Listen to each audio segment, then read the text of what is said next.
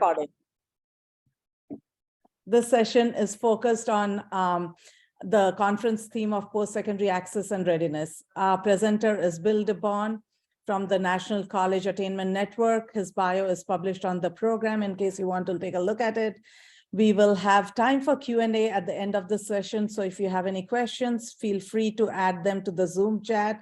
When you exit the session at the end, you will be, I'll put a link for a brief survey on chat. Please go ahead and fill out that survey.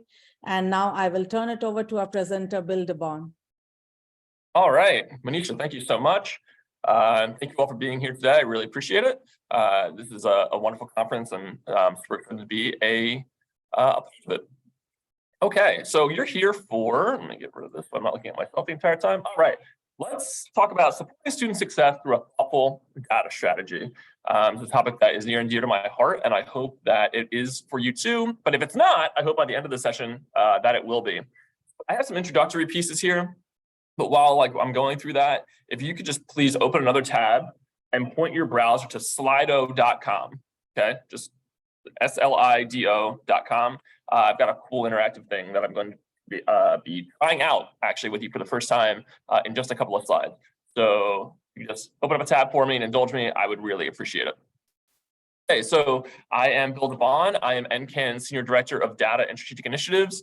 I've been at NCAN for about 10 years, and my big passion for the NCAN membership is connecting kind of research and data on one side and practice and policy and kind of real world tactical things on the other side. So I like to kind of stand in the middle of those two things and make sure that data and practitioners aren't talking past each other.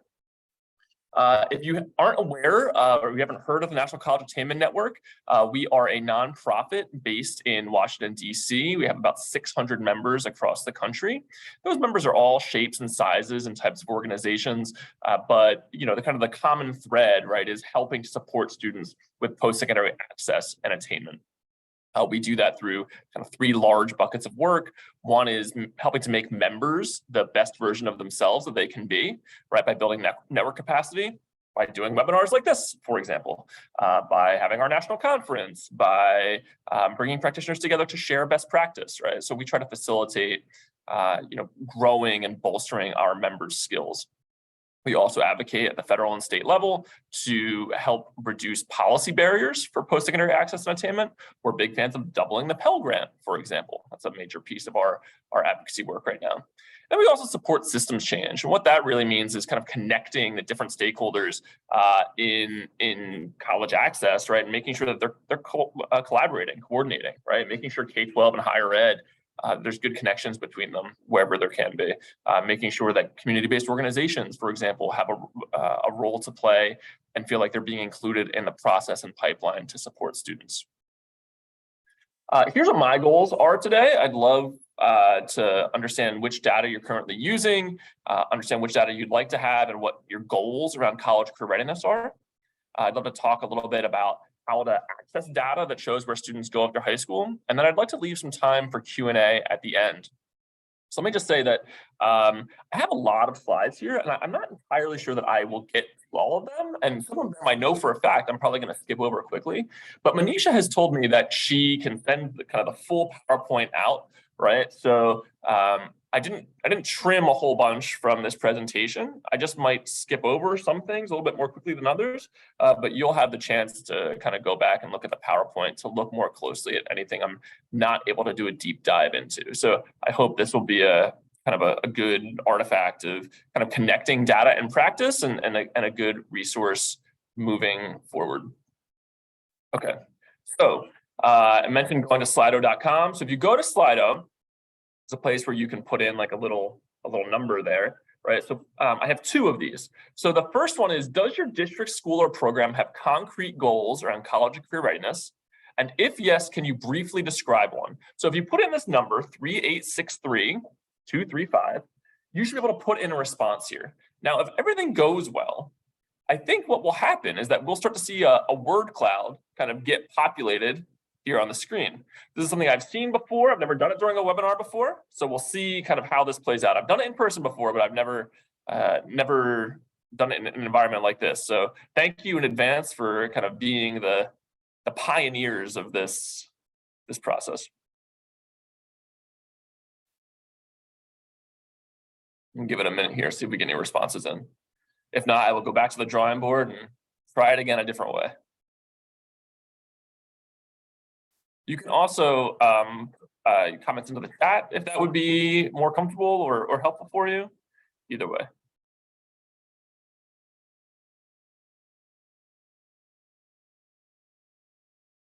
All the fall retention. Okay. Great.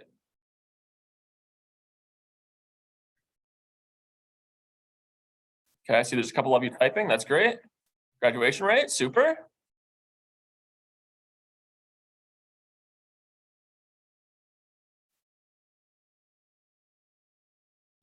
Give it just one more minute here, and then we'll go to our next Slido here and see if we can get another word cloud going.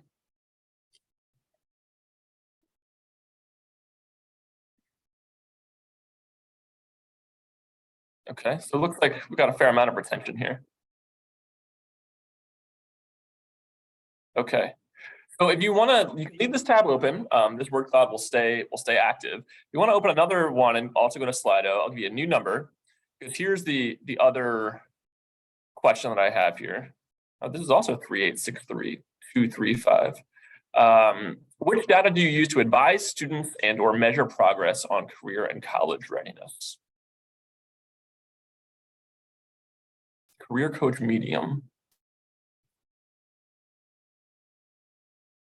GPA, okay. So I assume GPA is, kind of trying to find a good academic match for students on their college options or their college career pathway.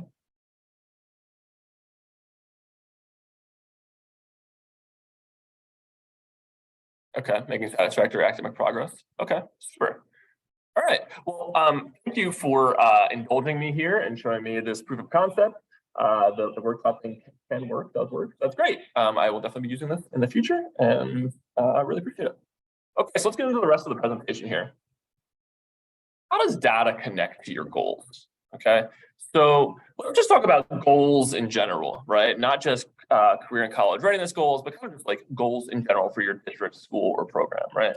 So, I think ideally we want to make sure that all of our goals are aligned to some kind of mission or like community vision or an executive leader's vision or a strategic plan, right? That they are tied into whatever our top line 10,000-foot goals are for our organization, right?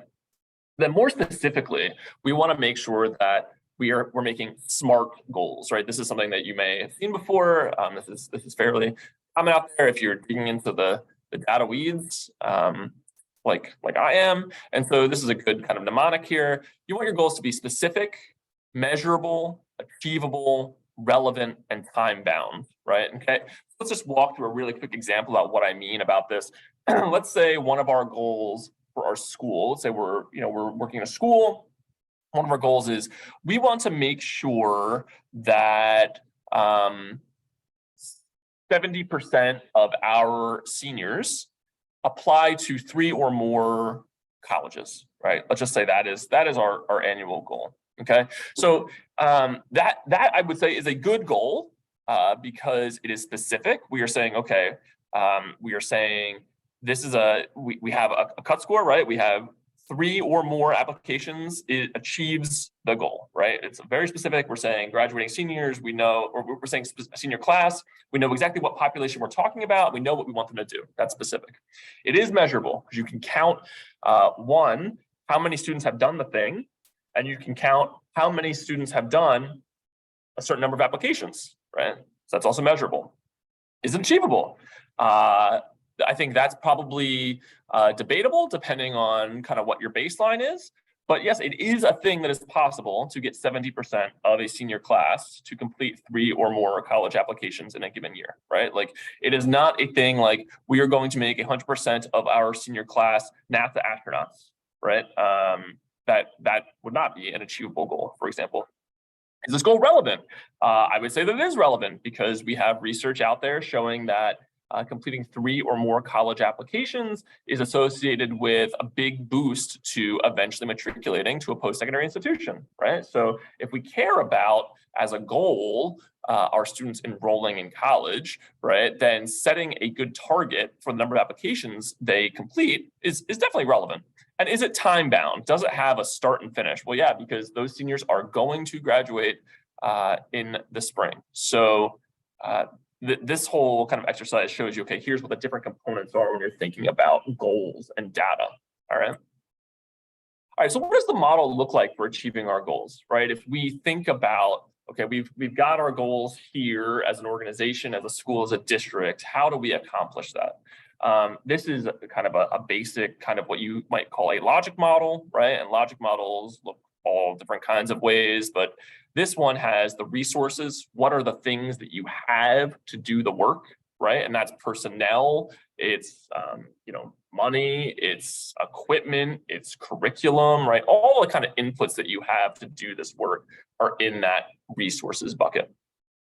The activities, right? What are you doing with these things, right? And we're going to see an example on the next slide, but okay, we have our personnel, we have all of our equipment, we have our finances. What are we actually doing, right? And so for college career readiness, this might look like putting on job fairs. It might look like FAFSA completion activities. It might look like award letter reviews. It might look like campus visits, right? Those are all things that we can do with the resources. The results, sometimes you might see this as outputs. The results are, okay, what is the directly measurable thing from what we just did, right? If we did a lot of financial aid nights, we would expect to see FAFSA completions out of that. Well, how many? How many FAFSA completions did we get? What % of our senior class completed the FAFSA? And then our impact, like big picture, what are we trying to do here, right? Well, in this case, we might be trying to increase the educational attainment of students from our community by connecting them either with a workforce pathway or a post-secondary pathway within 6 months of graduating from high school, okay? So if you take these buckets, right, imagine, remember like the overhead transparencies? I don't know if they still use those in high schools or not, but imagine laying like an overhead transparency over each of these things with how you'd measure each item, right? So you have examples on this slide about, okay, we've got number of staff, the staff hours, student counselor ratio, what is our programming dollars? And then with all these resources, we are doing these things. We're doing these things that are plausibly connected to increasing students' educational attainment, right? And so then we also have the immediate results, right? The % of students who received college career readiness advising, the % of students with work-based learning opportunities, % of college attending students, students who tell you on a survey, yeah, I intend to go to college immediately following high school. And then our impact, these are the big ticket items, right? These are students who are gainfully employed immediately following high school. It's immediate and 1-year post-secondary enrollment rates, right? But each of these things, each of the bulleted things here is measurable, right? And ultimately connects back to what your big overall programmatic goal is, okay? So it's worth thinking about whether you're talking about the whole school or just your career and college readiness programming or any kind of piece of what your organization does, thinking about what do I have to do it? What do I do? What do I expect to happen from that? And then how will that shift the big picture, right? And then thinking about how do I measure each of the things in those buckets, okay? So we talked about a little bit about which data do I need in terms of examples, right? In the bulleted list there. This is a little bit of opinion, right, from me, right? So when I think about career and college readiness, there are some things that every district, school, and program should be able to answer, right? If you can't answer them, you're not alone in that. There's plenty of district, schools, and programs who can't out there across the country. But it's worth asking, how can I move in a direction where I can get the answers to these important questions, right? Understanding early on, what are my students' post-secondary intentions, right? Do they intend to go to college, military, get a career, right? And how can I find that out early so that I can get them the support they need before they graduate from high school? Are my students getting the college career readiness support they need to connect their aptitudes and their ambitions, right? So asking students, right, not just their intentions, but are they getting the knowledge and the skills and the experiences they need to be able to do the things that they want to do following high school, right? This comes kind of like from student-derived data, right? And so I'll talk about kind of the difference between school and student-derived data in a second. But like these are things that you can ask students. You can measure these things. And you can get really valuable insights from asking students about what they need and what they are getting and where there's a disparity between those things. Some of the other key questions, right, are how many of my students enroll after high school graduation, right? We're going to talk about where to find that post-secondary enrollment data in just a second. My students who get to college persist? Do they complete? Where are my students actually going, right? That's a question that's harder than you might expect it to be, right? For a lot of districts and schools, right? In order to understand students' post-secondary pathways, we need to understand which pathways they're on, where they actually matriculate. And then of course, it's really valuable to be able to look at all these kind of key questions and disaggregate them by students' demographics, right? By gender, by race, ethnicity, by socioeconomics, right? All different kinds of categories there that help to shine a spotlight on, are students having the same experiences, getting the same outcomes across kind of these demographic characteristics? Because if not, you might need to tailor your programming, right? For example, but it's really worth it to disaggregate that data and understand where you might have gaps. I mentioned a second ago about student-derived data. So there's at least two different kinds of data that I think are relevant for answering these questions. There's school-derived data, there's student-derived data. And so the school-derived data is not going to really surprise you, right? You're talking about things that are in your student information system, your school information system. Grades, students' course-taking patterns. Sometimes you record what their extracurricular activities are, right? And then at the district or the school level, you can bring in post-secondary outcomes data, for example, from the National Student Clearinghouse, or maybe ACHE, provides it to you. But these are data that live in the school system somewhere and that inform what we know about students, what kind of pathways we think they're on, and helps especially to inform that kind of fit and match conversation about post-secondary pathways. You also have student-derived data, right? These are the two that I thought about for student-derived data, which is surveys, right? Either quantitative surveys like SurveyMonkey kind of things, Google Forms where you ask them specific questions, or qualitative surveys, right? Where you ask students in small groups like about their feedback, about their experiences. That data is really valuable too. I mean, focus groups are a kind of survey, even if we don't often think about them that way. Interviews and check-ins, right? Kind of the feedback that we get between students and counselors, students and teachers, even students and other students if you have a peer mentoring program. If you have other ideas about student-derived data, I'd love for you to put them in the chat so I can add to this slide next time. Okay, so once you're started thinking about, okay, what questions do I have? What are my goals? What questions do I have? And then kind of what data can I use to answer those questions? It's good to take stock here of what you have and what you still need to find. Okay, so this Venn diagram is two big circles, right? So these are questions and hunches that we have about students' career and college readiness needs and outcomes. And then we also have the data that we're already collecting some way, shape, or form. And so the sweet spot here is the middle, right? Where the data we have is responsive to the questions and hunches that we have. That's where we want to be. B here is the wish list, right? What kind of questions and hunches do we wish that we could answer or explore, but we don't have the data for it yet? And then C is, what do you have, but it's not really responsive to other aspects of career and college readiness, right? How can you repurpose the data that's already been collecting to be more useful in that area, right? And that's a good place for like team building, kind of team brainstorming about, what would be useful for repurposing. Okay, so one of the challenges that I consistently hear from K-12 practitioners and from community-based organization practitioners, frankly, is that a lot of the in-house data, right, GPA, grades, stuff about FAFSA completion, like that's relatively easy to get a hold of, right? Because we can kind of get that directly from students, or we get it as part of school or student information systems, right? Like some of the K-12 related data is relatively easy to get a hold of. The one that is a real pain point is finding post-secondary outcomes data, okay?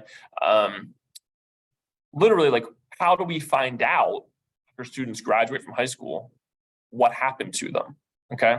So I think there's at least 4 ways, 4 data sources for this, right? I'm gonna go relatively quickly through this section. This is a place where looking at the PowerPoint when Manisha sends it over would be very useful. But I think there are at least 4 ways to measure students' post-secondary outcomes. And as we go up this chart here, we're getting into a higher and higher level of sophistication. Okay, so you can see the 4 here. Let me talk about each of them just really briefly. So I don't want to say the bottom rung because I'm not trying to I'm not trying to throw shade at student surveys. Student surveys are pretty inexpensive. They're easy to customize. They're relatively easy to build out thanks to Google Forms or SurveyMonkey or whatever your preferred survey platform is. But there's sampling bias in them. Like you don't get 100% response rate on these surveys. They're time intensive to administer, to analyze. This isn't like the most reliable way, right? So it's like, yeah, you could send out, if you had a list of students' emails, for example, graduating seniors' emails, you could send them out a survey and say in the fall, by November 1st, hey, are you enrolled right now? And where? And I don't know, maybe how's it going, right? You would get a response on that.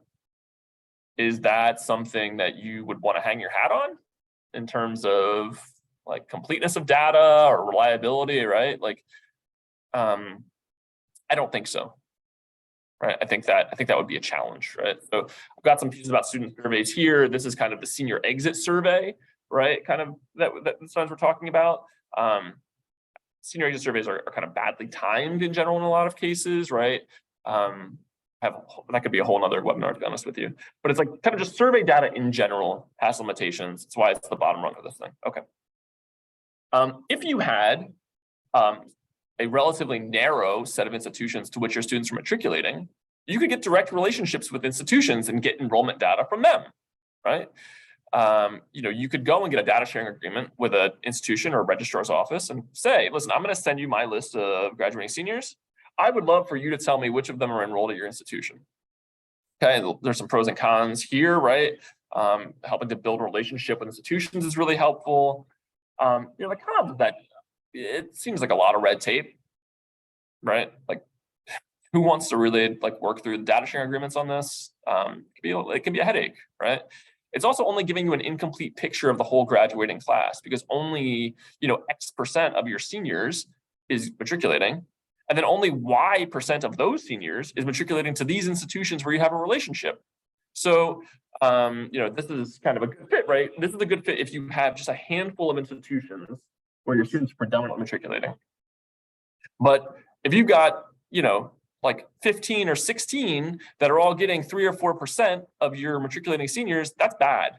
Like, that's not going to work because you do not want to be setting up and maintaining 15 or 16 data sharing agreements. Okay, so now we get into state data portals, which I think is kind of like the luck of the draw because these are data that state education agencies put out, right, at the high school level, for example. And they're usually free, which is good. And sometimes you can make data requests from the agencies, and that's useful. And they're aligned with state accountability models. And in Alabama, you have a college career readiness kind of set point. That's great. And so when portals are good, they're great. They can be very helpful. The problem is that they vary super widely in terms of functionality from state to state. It's usually only school level data available. You're not going to get student level data. You often don't have enrollments to private institutions here.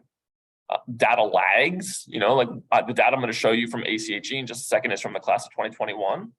We just time check. We are currently in the spring of the 2023 senior, year. So, it's not going to be super timely, and we want timely data to kind of make decisions off of, right? Also, this last con is a really serious one. Navigating state education agency websites is really unintuitive. The web design thing for most state agencies is pretty difficult. Okay. Here's what I was able to find from Alabama. This is the Alabama State report card. This is for Birmingham City. This is what you see at the top. And again, when you get the deck, this is a link here at the top, so you can click on that. And so this is what they give you for the college career readiness score for Birmingham City. And you can see it disaggregated by students of different race ethnicity here. But again, these are just kind of like individual data points, right? Like this is kind of just like a set point. I mean, it does show a disparity here, especially between Hispanic Latino students and Black or African American students, right? So, you need to know a little bit of something about the district's demographics as well to kind of put these in context. I mean, these are good to track longitudinally. I don't think they're transformative for kind of like day to day, right, in a school. ACHE also does put out, though, the college going rate by high school. This is in PDF and in Excel, right? And so they give you by district and by school, where students matriculated, okay? And it gives you the not enrolled, right? It does calculate percentages for you. And so that is pretty useful, right? This is certainly, I think, more useful than like the report card is. Like this might be worth taking a look at. I was also able to find from the Public Affairs Research Council of Alabama, this dashboard that has graduation and college career readiness rates by subgroup, by school. This is for the whole state of Alabama here. But they have a good Tableau dashboard that's worth kind of diving into. So this is what I was able to find in terms of public-facing websites for Alabama.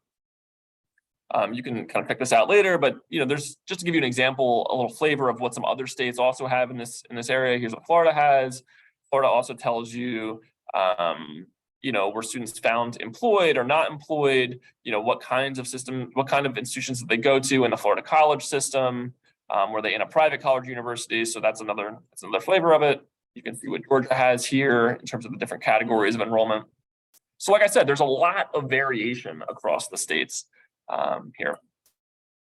Okay, so kind of the top of my chart here is something called the National Student Clearinghouse Student Tracker. This is a pay for, right? The NSC is a 501c6 that has about 98 or 99% of all the enrollments nationally in its database. And you can send your high school seniors kind of name, first name, last name, date of birth, and they will match to you all your students' post-secondary enrollments anywhere in the country. Okay, now the con here is that you do have to pay about $600 per high school per year. And there's a steep learning curve on it, right? Like building a file with your students and sending it off to them and cleaning up that data. There is a little bit of a steep learning curve on that, right? So I don't want to say that this is some kind of like panacea or silver bullet at this point, but the data is really comprehensive. And if you have someone who can build the file for you in your district or your school, really valuable student level enrollment data. This is kind of how the tracker works. You submit a file, they run your file against their database, they make the matches, they email you back the matches. And it comes with this whole packet of charts that are pre-built like this that kind of show you, where students enrolled immediately. It's like an 80-page PDF that has every flavor of chart you could possibly imagine about matriculation and enrollment, persistence, and completion, all those kinds of things. Okay. Getting into home on the putting all this data to use, right? Okay, so we thought about what our goals were. We thought about what our questions were in relation to achieving those goals. We thought about what data we need to answer those questions that are going to help us achieve our goals. Okay, so now we're going to actually put the data to use that we've identified. So here are just kind of some 10,000-foot things I want you to think about data, right? And then I'm going to leave some time for Q&A. I'm not a big fan of data for its own sake, right? We want to make sure that the data we're collecting and the data we're thinking about is in service to students and to our program goals, right? And kind of a corollary to that is that the nice to have thing isn't really nice to have, okay? Nice to have data, we're just like, oh, maybe I'll use that someday. It's clutter often. And if you're taking the time to collect that data, either staff time or student time or family time, right? There's a cost to that. There's a cost to collecting data that you're not analyzing and using and putting to work, okay? So nice to have isn't nice to have. I also want to point out here that I think a lot about data you can measure, but I don't believe for a second that only things that we can measure matter. We're in a deeply interpersonal field. Students and families put their trust in us and the relationships we build with them to help them make incredibly difficult decisions about where they should go and what they should do with their lives after high school. okay? It's very hard to measure the quality and the importance of those relationships. And so I'm under no illusions that only things that we can measure matter. There's plenty of things that matter out there that we can't measure. Okay, so I take that very seriously. As a data guy, it's very important for me not to lose sight of that. The last thing that really I want you to think about is like this idea that I'm not a data person. Maybe your day-to-day doesn't involve working with education data. Maybe you're not the quote unquote data person in your school, district, or organization, but every person is a data person. If you looked at the weather this morning and you changed your behavior based on that, you're a data person. Okay. If you shop around for gas, you're a data person. Okay. So this isn't like a 1 or 0, like yes or no, I am or I'm not. Everyone is a data person to some degree. And the question is, how do you kind of grow your capacity in that area? How do you expand in a way that gets you a little bit more fluent, a little bit more comfortable with data, again, in service to our program goals, which are ultimately in service to students and their outcomes. This is Drake. If you don't know Drake, this is Drake.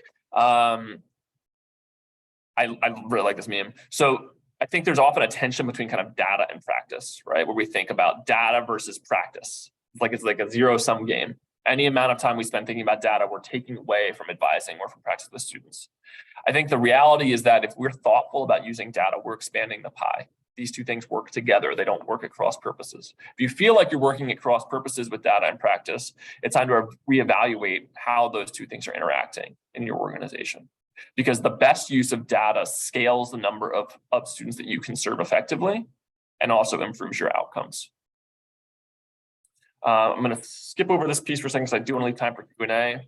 Just some parting thoughts here. Rome wasn't built in a day, and the way that you have a thoughtful,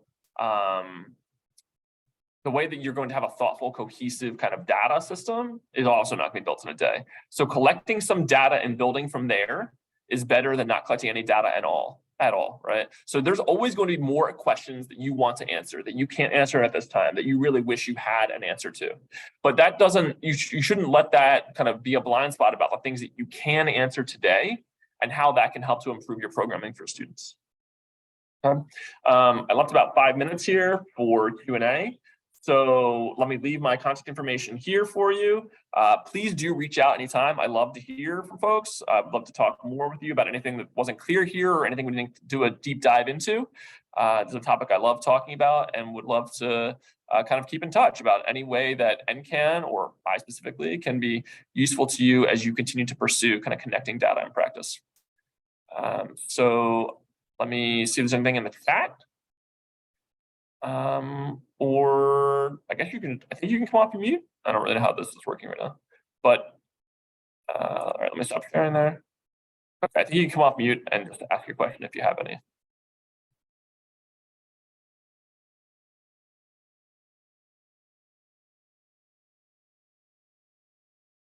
And I will put my contact information one more time. Hey, I have a question. Sure. Hey, I'm a nonprofit director for helping low-income kids go to college in Birmingham.